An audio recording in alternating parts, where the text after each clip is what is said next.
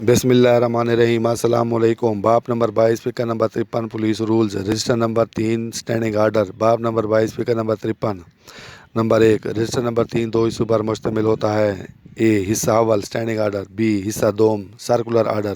اے حصہ اول standing order number 1 ایسے احکام آئی جی، ڈی آئی جی یا ایس پی صاحبان جاری کریں گے۔ نمبر 2 ایسے احکامات کی انگریزی مثل مرتب کی جائے گی۔ نمبر 3 ہر ایسے حکم کا اردو ترجمہ دوسری مثل میں رکھا جائے گا۔ نمبر 4 اس فائل کا انڈیکس تیار کیا جائے گا۔ نمبر 5 ایسے احکام مسلسل 5 سال کے لیے ہوں گے۔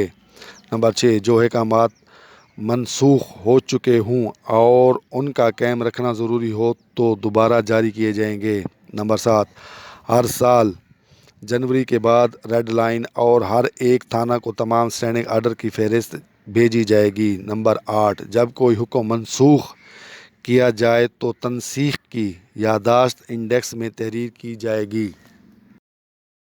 نمبر 9 ریڈر تمام ترمیمات سے متعلق متعلقہ اشخاص کو تحریری اطلاع دے گا۔ نمبر 10 تمام مستقل قسم کے احکام جن کا اثر فرائض کی انجام دہی، ضابطہ اور دستور پولیس پر پڑتا ہو، جن میں محکمہ کے قواعد کو واضح کیا گیا ہو، مثلوں میں محفوظ رکھے جائیں گے۔ Number 11 S P standing order جاری کرے تو وہ باغاز منظوری ڈی آئی جی کو پیش کیا جائے گا۔ نمبر 12 ڈی آئی جی صاحب ایس پی کا ایسے اسٹینڈنگ آرڈر منظور کریں جس کا اثر محکمے کے ضابطے پر پڑتا ہو، اس کی نقل آئی جی صاحب کو ارسال کی جائے گی۔ نمبر 13 ڈی آئی جی صاحبان اپنے ملاحظوں پر ضلع کے دورہ پر خود اپنے جاری کردہ ایسے احکام کی سالانہ مثلوں کی پڑتال کریں گے۔